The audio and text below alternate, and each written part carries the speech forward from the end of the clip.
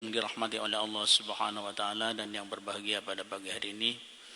Kembali pagi ini kita bersyukur atas segala karunia nikmat yang Allah berikan pada kita, sehingga saat ini kita kembali bisa untuk melaksanakan salat subuh secara berjamaah. Semoga ibadah kita dan amal kita semuanya diterima oleh Allah SWT.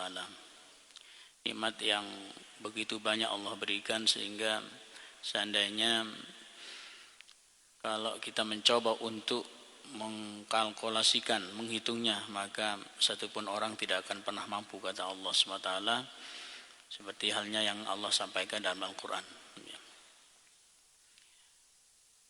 Sehingga dari nikmat itulah yang harus terus kita upayakan diri kita untuk bagaimana cara bisa kita untuk mensyukuri semua itu dengan cara meningkatkan ketakwaan kepada Allah SWT.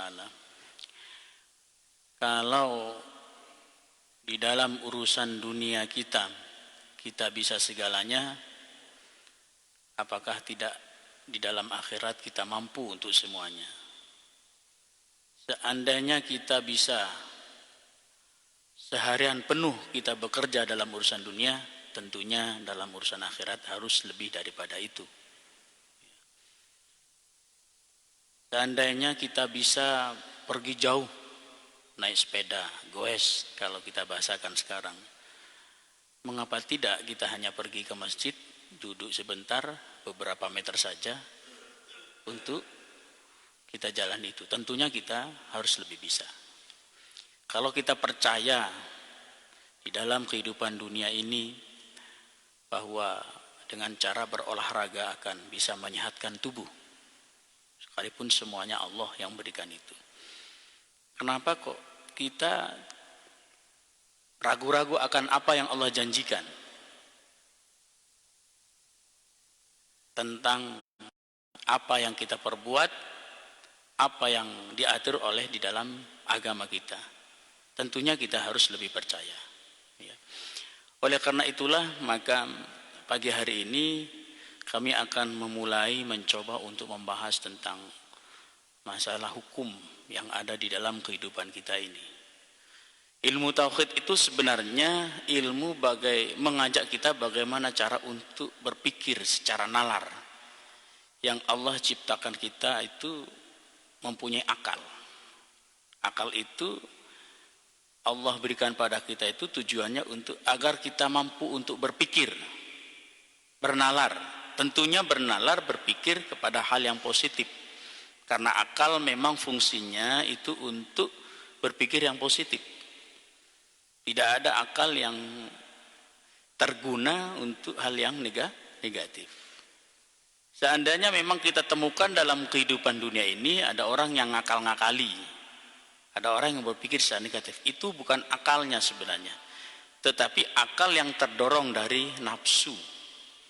Kita tahu bahwa nafsu itu selalu mengajak, mendorong seseorang pada keburukan. Seperti halnya yang Allah sampaikan dalam sebuah surat di surat Yusuf, kata Allah, annan nafsa la'ammaratum bisu. Sungguh nafsu itu selalu mendorong pada keburukan. Sehingga kinerja antara keinginan nafsu dengan akal itu, maka terwujudlah satu rencana-rencana, suatu pemikiran-pemikiran yang juga tidak baik. Ya. Ada orang untuk ngemaling, mencuri, itu tentunya dia berpikir, cari cara bagaimana untuk mendapatkan yang dia inginkan dengan cara yang tidak baik. Berpikirnya itu menggunakan akal. Ya. Akal yang berpikir seperti itu sebenarnya bukan akalnya yang buruk, bukan akalnya yang negatif, tetapi yang mendorong itulah yang buruk. Apa yang mendorong adalah nafsu. Karena dalam diri kita, jiwa kita itu mesti ada dorongan, ada keinginan. Ada keinginan yang baik, itu munculnya dari hati nurani. Ada keinginan yang buruk, itu munculnya dari nafsu. Maka disitulah kita harus betul-betul tahu, menyadari. Pada saat kita ada satu keinginan, sebenarnya keinginan apa yang muncul di situ? Oh, keinginan baik. Berarti itu munculnya dari hati nurani. Hati nurani itu selalu akan mendapatkan hidayah dari Allah, ya. Keinginan apa yang muncul dari diri kita? Oh, keinginan yang tidak baik. Entah itu keinginan mencegah pada kebaikan, contohnya kita enggan untuk datang ke masjid melaksanakan sholat, itu adalah sebuah keinginan, tapi keinginan mencegah dalam kebaikan, ya. Atau kita enggan untuk habis sholat untuk duduk sebentar mendengarkan pengajian, ya. Itu adalah sebuah keinginan yang mencegah kebaikan. Yang mendorong itu adalah nafsu, ya. Tapi satu keinginan yang arahnya kebaikan, itu yang mendorong adalah hati nurani. Nah, di sini dibahas tentang masalah hukum di dalam kehidupan kita menjalani kehidupan sehari-hari. Dalam sehari 24 jam waktu yang kita jalani, itu kita tak terlepas dari hukum, tak terlepas dari aturan, ya. Aturan yang mengikat pada kita. Dan aturan yang mengikat, yang mengatur kita itu pertama adalah hukum syariat.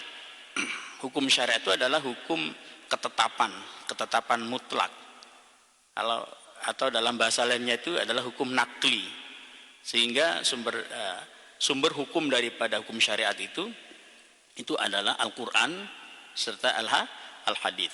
Itu nakli, yang dinukil maksudnya, yang diambil, yang diterbitkan dari Al-Quran sebagai firman Allah atau kalam Allah, dan dari Al-Hadith sebagai ucapan dan perbuatan Rasulullah SAW. Dan di dalam hukum syariat itu, pertama yang muncul itu adalah hukum wajib. Sehingga kita menemukan di dalam Al-Quran itu beberapa ayat-ayat yang Allah memerintahkan sifatnya. Contoh Al-Baqarah, kata Allah, wa aqimus salata wa atuz zakata warka'u ma'ar raki'in. Kata Allah, dan kalian kerjakanlah salat, dirikanlah salat, serta wa atuz zakah, dan tunaikanlah zakat, dan berukuklah kalian bersama orang-orang yang beruku. Lah, dari ayat itu maka di situ memunculkan sebuah hukum perintah. Makanya di dalam hukum syar'i, di dalam hukum nakli itu ada kalanya hukum wajib yang harus kita jalani, karena ketika kita sebagai pelakunya itu meninggalkan hukum itu maka akan mendapatkan sanksi, ya. Kemudian dalam Al-Quran juga ada ayat yang sifatnya melarang. Kata Allah, innama harramal maytata waddama wa lahmal khinzir. Kata Allah bahwa sesungguhnya hanyalah Dia Allah mengharamkan pada kalian itu maitah, bangkai, dam, darah, lahmal khinzir, makan babi. Kemudian wa ma uhilla li ghairi labih, binatang yang disembelih menyebut selain nama Allah Subhanahu wa taala. Sehingga dari ayat itu muncul sebuah hukum di dalam syariat, aturan hukum kita yang mengikat kita, mengatur kita di dalam kehidupan kita ini, yaitu muncul hukum larangan. Sehingga di dalam hukum syariat, di dalam hukum fikih nantinya itu ada hukum wajib dan juga ada hukum haram, ya. Dan haram di situ juga ketika ada seseorang pelakunya itu melanggar, maka tentunya ada sanksi. Kalau hukum wajib ketika dikerjakan itu maka akan mendapatkan pahala. Kalau hukum haram itu ketika dilanggar itu akan mendapatkan dosa. Dan juga di dalam hukum syariat itu tidak hanya ada hukum wajib, tidak hanya hukum haram, tapi ada hukum makruh. Makruh itu satu hukum mungkin anak daripada hukum haram.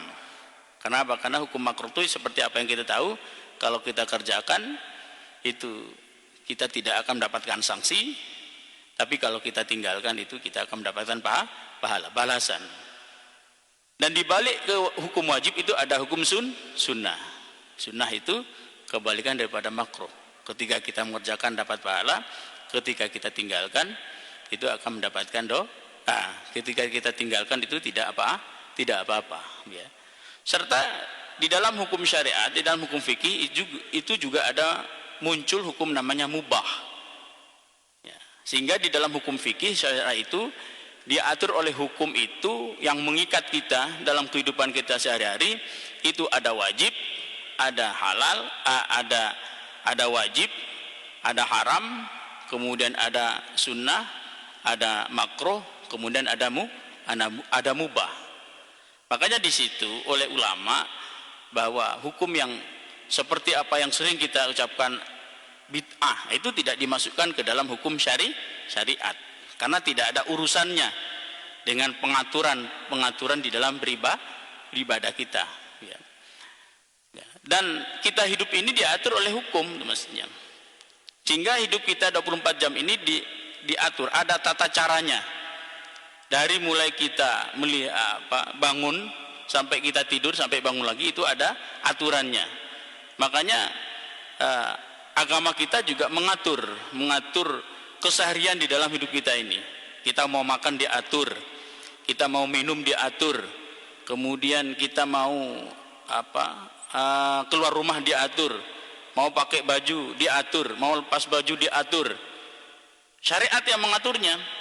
Mau ke kamar mandi diatur, bahkan mau tidur itu juga diatur, mau menggauli istri juga diatur. Lah itu namanya hukum syariat, hukum yang mengatur kehidupan manusia. Kemudian juga ada hukum namanya hukum adat. Jadi kita juga tak terlepas daripada hukum adat, atau yang disebut nantinya di sini adalah al-adi, hukum adat. Hukum adat itu adalah hukum sebuah kebiasaan ataupun hukum yang ada hubungannya dengan sebab akibat, hukum alam. Kalau kita sebutkan itu sunnatullah, itu adalah hukum adat. Sehingga juga ada namanya hukum fisika, ya. Jadi hukum yang dimaksud hukum adat di situ tidak ada hubungannya dengan hukum syariat. Hukum adat tidak ada hubungannya dengan nantinya hukum yang lainnya, ya. Kayak hukum fisika, ya. Hukum fisika itu kita tahu bahwa dalam hukum fisika itu ada satu hukum penetapan bahwa setiap kita melakukan satu perkara, setiap kita melakukan satu apapun perbuatan yang kita kerjakan itu mesti berdampak, ya. Contohnya kalau hukum adat itu, kalau kita makan kenyang, pasti kenyang. Kalau kita minum hilang hausnya. Kemudian kalau kita melempar satu benda maka pasti akan jatuh ke bawah. Itu namanya hukum adi. Secara kebiasaan, dan hukum adi itu mengikuti juga sebab akibat. Ya. Sebabnya dibakar maka akibatnya dia terbakar. Sehingga api yang bisa membakar itu juga dikatakan sebagai hukum adi, ya. Tetapi terkadang ada hukum adi yang tidak terbiasa, ya. Lah hukum adi yang tidak terbiasa itu yang disebut dengan khariqul adah. Di dalam tauhid juga diterangkan bahwa satu hukum adi, satu hukum kebiasaan dalam hidup kita ini itu yang tidak terbiasa, yang biasanya seperti itu ternyata nggak biasa. Itu biasanya ada hal yang buruk, ada hal yang baik, ya. Kalau hal yang baik itu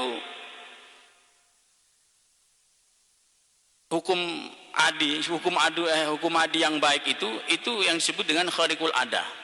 Satu contoh yang biasanya api itu membakar, ternyata ada satu kejadian yang api itu tidak mampu membakar, ya. Itu yang pernah dialami oleh Nabiullah Ibrahim alaihissalam. Ya, seharusnya pada saat itu Nabiullah Ibrahim ketika dibakar oleh Namrud itu pasti terbakar, karena hukum kebiasaan dalam kehidupan manusia api itu membakar, makan itu mengenyangkan. Tapi pada saat itu ternyata api nggak mampu membakar. Itu adalah khariqul adah. Nah, tentunya yang ada yang mencegah, ada yang memerintah, yaitu Zat Tunggal adalah Allah. Ataupun dalam hukum kebiasaan kita sehari-hari kalau makan kenyang, tapi ada satu hal yang tidak biasa. Dulu di zamannya Rasulullah pernah tidak makan selama 7 hari. Ketika sahabat bertanya kepada Rasulullah, "Ya Rasulullah, apakah engkau tidak lapar?" Kata Rasulullah, "Secara manusia lapar, tapi Allah ma'ani, Allah bersama saya, wa yut'imuni, dia yang memberikan makan." Sehingga pada situ sekalipun Rasulullah tidak makan, tidak minum, 7 hari tetap bisa bertahan hidup. Itu namanya keluar dari kebiasaan manusia. Kalau keluar dari kebiasaan manusia itu, itulah yang disebut dengan khariqul adah, ya. Atau dulu itu pernah ada seorang ulama yang dia makannya hanya 40 hari sekali, tetapi sekali makan porsinya hitungannya banyak, 1 bakul dihabiskan, ya. Tapi setelah makan 1 bakul itu, selama beberapa hari dia nggak makan lagi. Nah, itu namanya khariqul adah, ya. Tentunya yang membuat khariqul adah itu adalah Allah. Oleh karena itu maka ada satu hal yang di luar dari kebiasaan itu yang baik, ada satu hal dari kebiasaan itu yang baik itu ya tadi itu satu kebiasaan yang di luar satu keadaan yang tidak terbiasa dalam kehidupan manusia, sehingga disebut dengan khariqul adah, dan itu datangnya dari Allah Subhanahu wa taala. Ataupun ada satu kebiasaan itu yang kita paksakan, sehingga itu akan menimbulkan satu hal yang tidak baik. Satu contoh,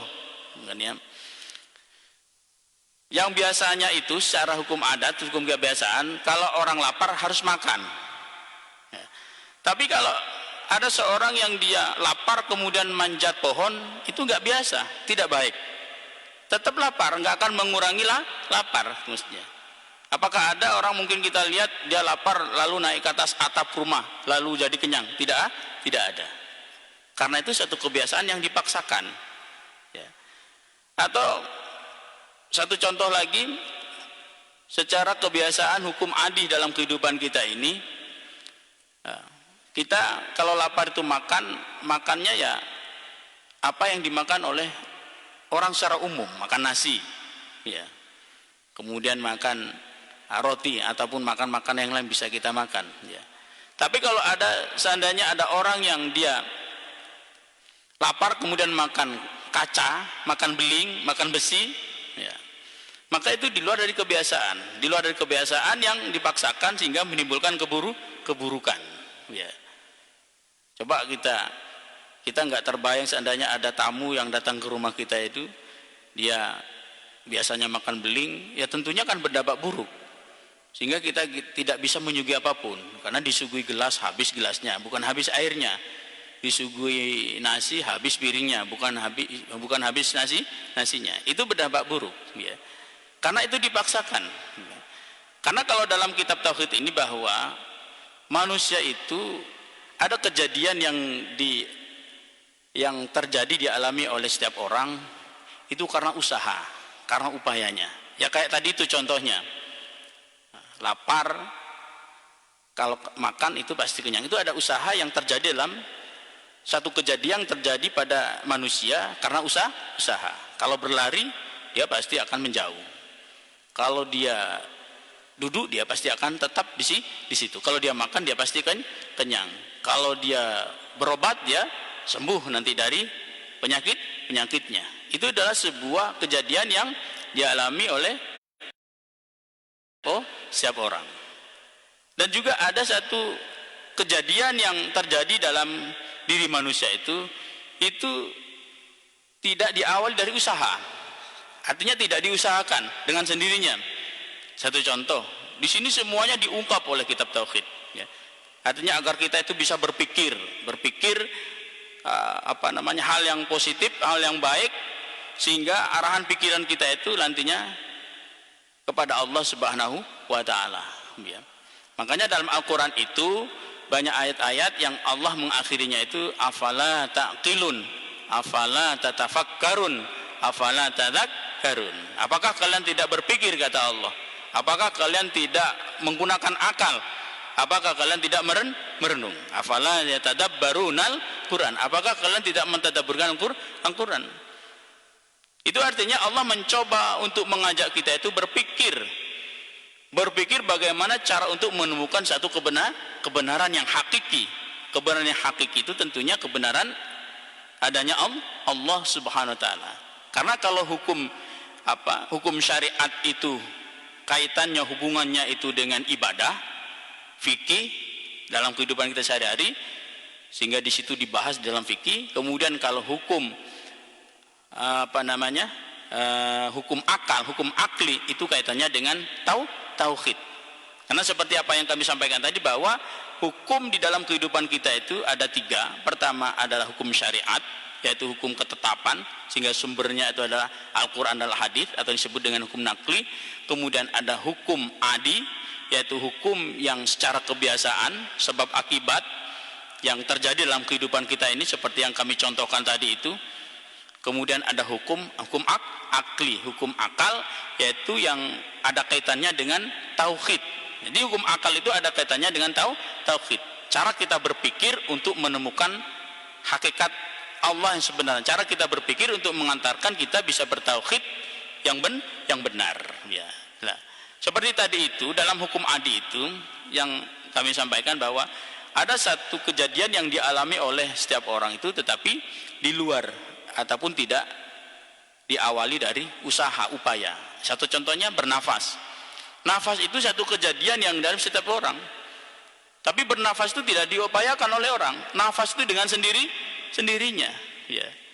Nafas itu dengan sendirinya. Ya. Apa mungkin ada orang yang saya bernafas dulu? Tidak ada. Ya. Sehingga di situ juga ada ulama yang mencoba untuk menelusuri nafasnya setiap orang tuh dalam satu harinya itu berapa kali. Itu ternyata ditemukan 3.600 kali ya. Nafasnya setiap orang tuh bernafas dalam sehari ya. Dan itu datang terjadi dengan sendirinya, cuma-cuma, tidak ada upaya dari setiap orang ya. Itu tujuannya agar kita berpikir itu maksudnya. Makanya dalam Al-Quran itu ada satu ayat Allah mengatakan, wa fi anfusikum afala tubsirun, kata Allah. Di dalam diri kalian saja, apakah kamu pernah berpikir itu, kata Allah. Tentang diri kita yang bisa melihat, kita yang bisa mendengar, kita yang bisa bernafas, ya kan ya. Pernah nggak berpikir, kata Allah.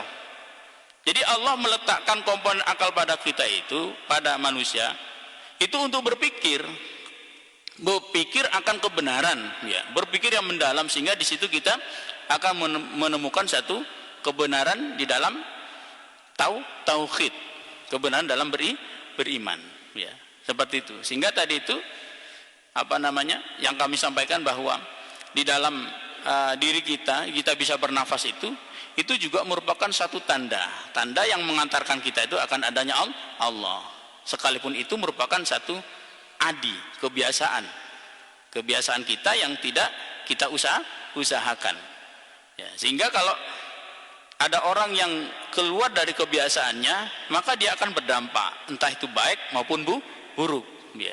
Kayak apa yang kami sampaikan tadi itu.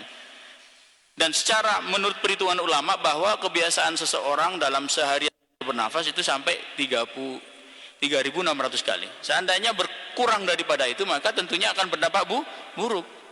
Sehingga ada orang yang dia nafasnya 3.600 kurang 1, itu akan berdampak buruk.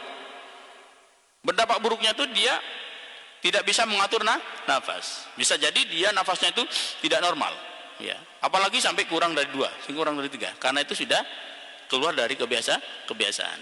Dan yang terakhir itu adalah hukum akal. Hukum akal itu ya hukum yang mengantarkan kita itu untuk berpikir, bagaimana cara kita untuk merenung, bagaimana cara untuk kita berpikir. Sehingga di dalam hukum akal itu, dalam kitab tauhid itu terbagi. Ada namanya hukum akal secara daruri, ada hukum akal itu secara nadhari ya. Daruri itu artinya satu hukum akal itu yang tidak dibutuhkan satu tanda, satu dalil.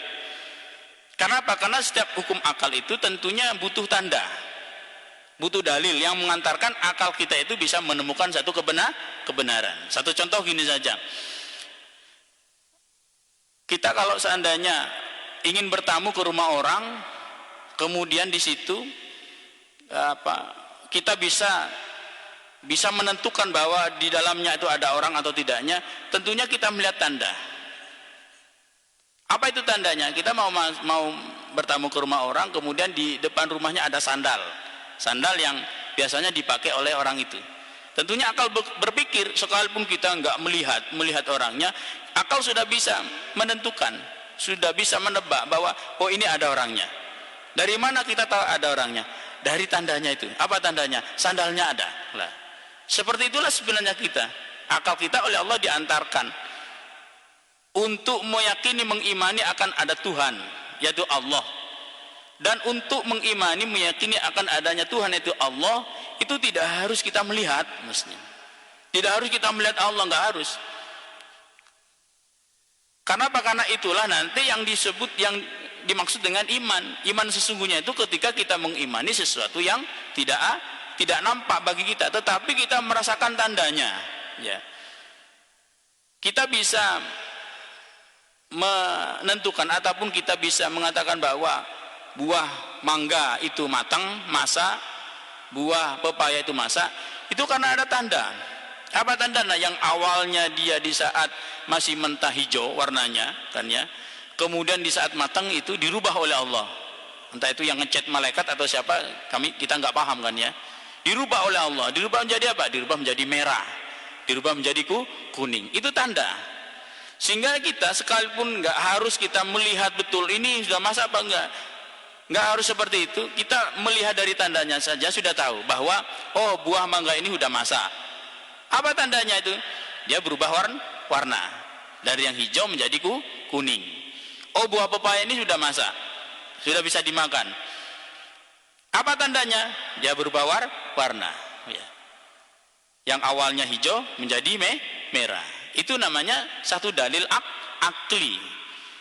Dalil yang menggunakan untuk akal cara berpikir, yang mengantarkan kita untuk menemukan kebenaran. Karena kata Rasulullah SAW bahwa ad-dinul aklu, agama itu sebenarnya rasio. Agama itu sebenarnya itu menggunakan akal. Sehingga seseorang itu yang tidak menggunakan akal di dalam beragamanya, maka kata Rasulullah, la dina liman la aklalah. Tidak dikatakan beragama seseorang itu yang tidak menggunakan akal.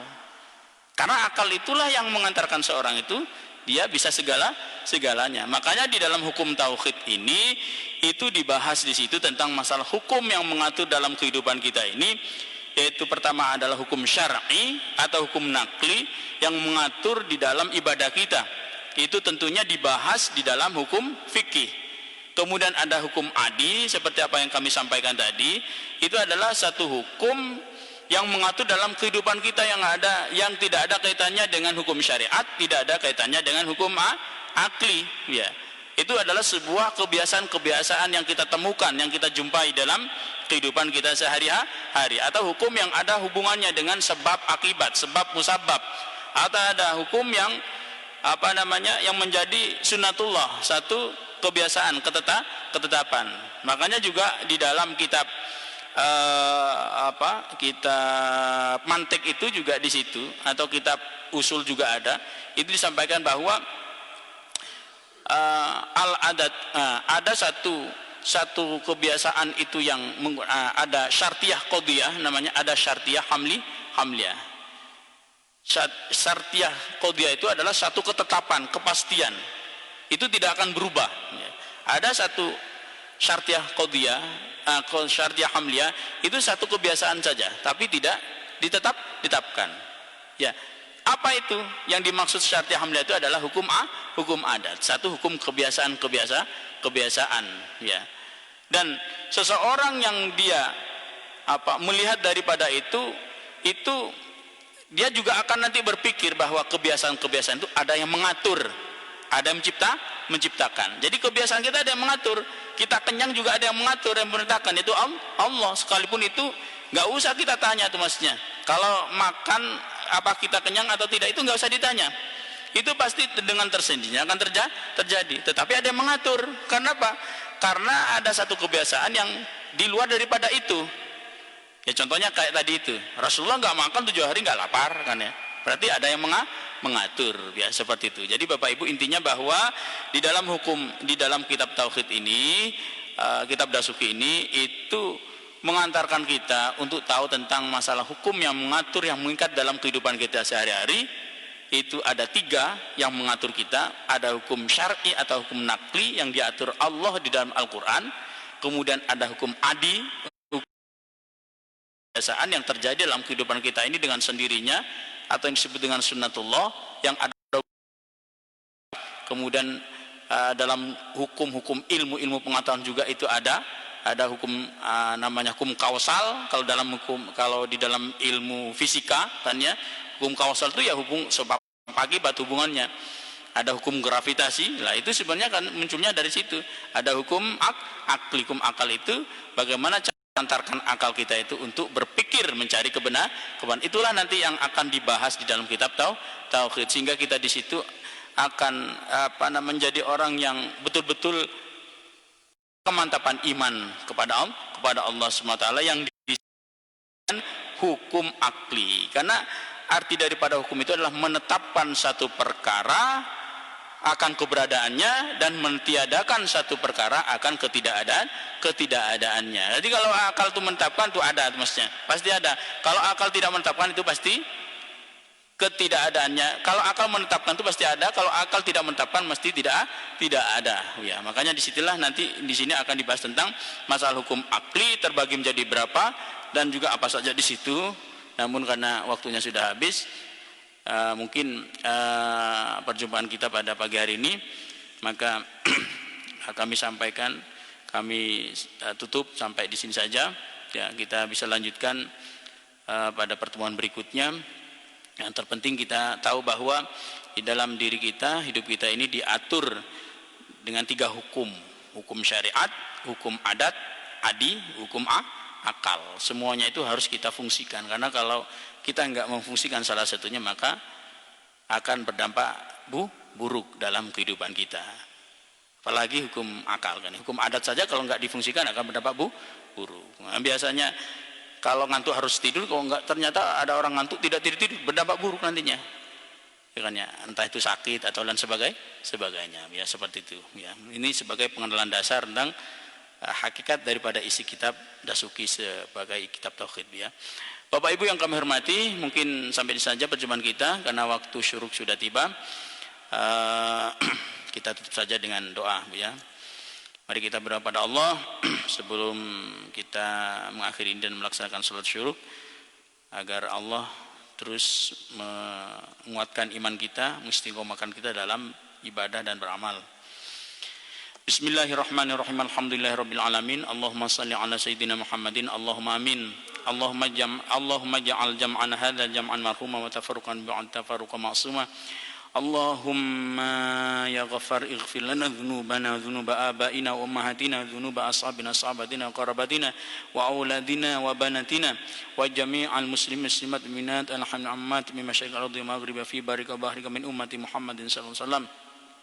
Allahumma sallimna min afatid dunya, Allahumma sallimna wal muslimin min bala'id dunya wal akhirah, wa sallimna wal muslimin min masaibid dunya wal akhirah. Sallim min at-ta'un wal judam wal baras wasyada'id wa zalazil wal mihan wa su'al fitan ma dhahara minha ma batan min baladin hadha khassa min sa'ir biladil muslimin 'amma ya rabbal alamin innaka syai'un qadir. Allahumma inna nas'aluka rizqan halalan thayyiban katsiran wasi'an bih min ghairi ta'abin wala musyaqqatin wala dharin innaka 'ala kulli syai'in qadir. Allahumma ya muyassiral umur yassir lana umurana min umurid dunya wal akhirah yassir wa la tu'assir wa bi ijabatika jadir wa hajatuna katsir. Allahumma tsabbit qulubana 'alal iman wa tsabbit qulubana 'alal islam wa tsabbit qulubana 'ala hukmika ya Allah ya arhamar rahimin. Rabbana zalamna anfusana wa illam taghfir lana tarhamna lanakunanna minal khasirin. Rabbana atina fid dunya hasanah fil akhirati hasanah wa qina adzabannar. Wa sallallahu ala sayyidina Muhammad wa sallam. Subhana rabbika rabbil izzati amma yasifun. Assalamu alhamdulillahi rabbil alamin. Taqabbalallahu minkum. Dari kami cukup sekian dulu, terima kasih dan mohon maaf. Assalamualaikum warahmatullahi wabarakatuh.